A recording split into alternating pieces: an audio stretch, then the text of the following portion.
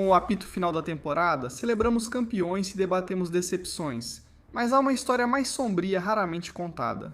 O custo humano do calendário implacável do futebol. Trata-se de corpos que se desgastam sob o peso da expectativa, sobre jogadores que deram tudo até não restar mais nada para dar. Estes são os 7 jogadores que mais sofreram por serem bons demais para descansar. O peso da expectativa pode ser medido de várias formas, mas para Bukayo Saka, isso está registrado nos prontuários médicos no centro de treinamento do Arsenal. Com apenas 24 anos, ele já é o rosto do clube há anos. Aquele a quem recorrem quando falta criatividade, aquele que os defensores miram, chute após chute, jogo após jogo. Esta temporada expôs o que acontece quando esse fardo se torna insustentável. Uma ruptura no posterior da coxa em dezembro exigiu cirurgia e o deixou fora por 3 meses. Mas isso foi só a manchete. A realidade é muito mais sombria. 3 lesões no posterior da coxa antes da cirurgia, cada uma sendo um alerta ignorado. Atualmente ele enfrenta um problema no tendão de Aquiles, que o afasta desde a final da Carabao Cup, já tendo ficado fora de 10 listas de relacionados nesta temporada. O próprio Arteta já admitiu isso. A carga de trabalho de Saka nos últimos anos foi intensa, e nessa fase das competições, com tantos jogos, pequenas lesões são inevitáveis. 9 gols e 7 assistências em 42 partidas contam a história de um jogador cujo desempenho caiu não por falta de talento, mas por fadiga acumulada.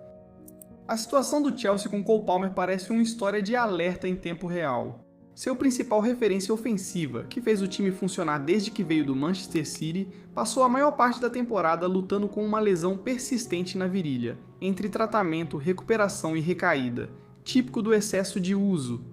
Palmer admitiu que, em certo momento de suas batalhas contra lesões, não conseguia nem chutar. Pense, um jogador de futebol profissional incapaz de executar a ação mais básica da sua posição.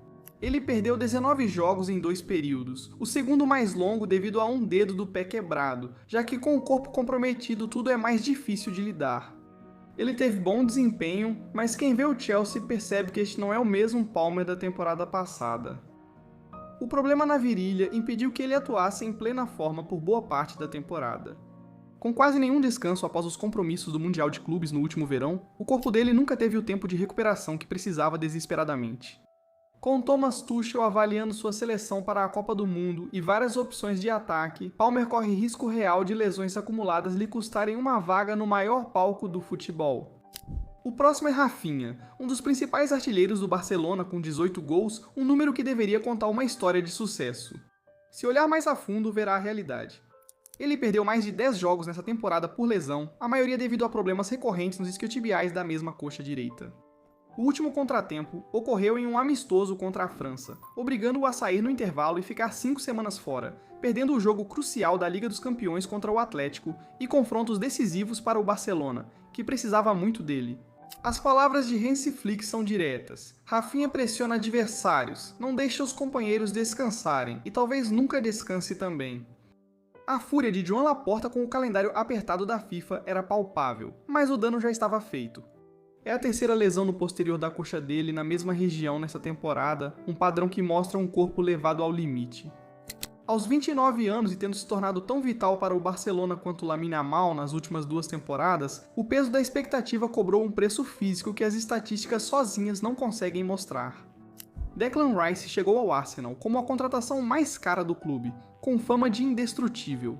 O meio-campista que nunca se machucava e jogava todos os jogos, mas até o ferro pode se dobrar sob pressão. Nessa temporada, o desempenho de Rice se estabilizou, indicando exaustão em vez de declínio. 4 gols e 5 assistências em 31 partidas representam um desempenho respeitável, mas quem acompanha o Arsenal de perto vai dizer que algo está diferente. O dinamismo diminuiu, as arrancadas de área a área ficaram mais curtas. Recentemente ele faltou aos treinos, mais um contratempo numa temporada de desgaste. Jogar nessa intensidade por anos, com as exigências implacáveis do Arsenal e intransigentes da Inglaterra, cobra do corpo. Rice foi eleito jogador da temporada do Arsenal na temporada passada após atuações marcantes como as cobranças de falta contra o Real Madrid. Porém, a excelência pode ser uma prisão. Ele se tornou insubstituível, então não podia ser poupado, o que o deixou vulnerável. A história de Hugo Ekitike talvez seja a mais cruel.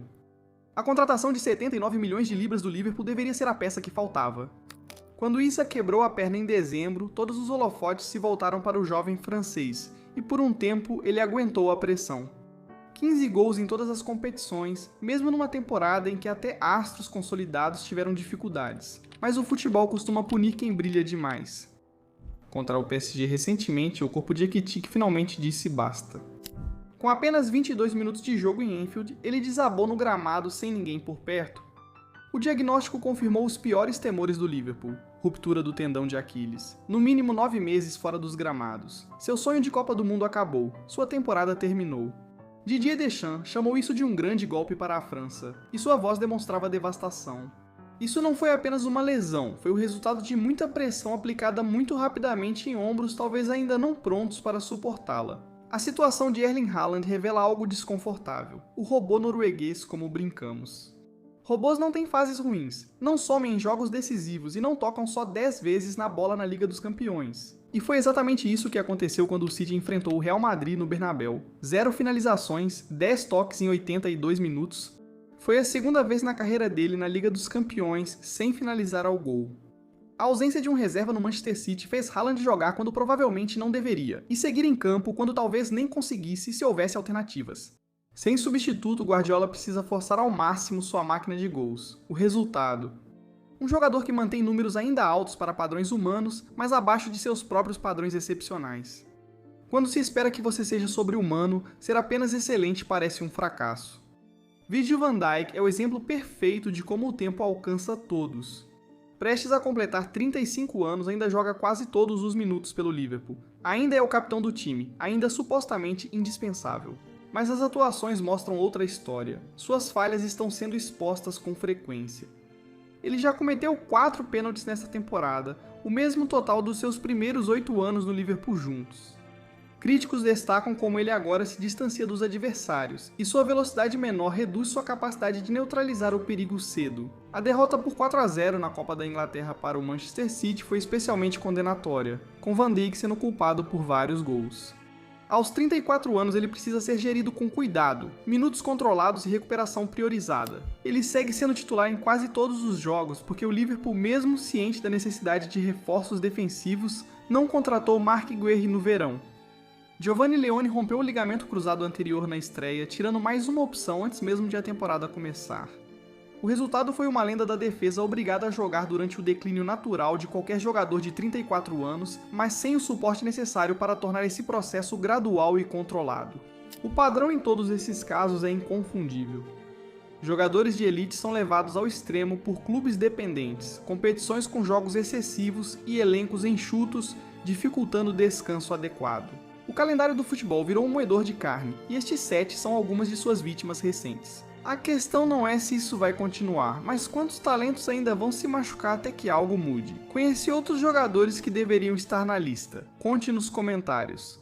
Lembre-se de deixar um like no vídeo se você gostou e se inscrever no canal. Além disso, ative as notificações para não perder nenhum vídeo novo. Até a próxima.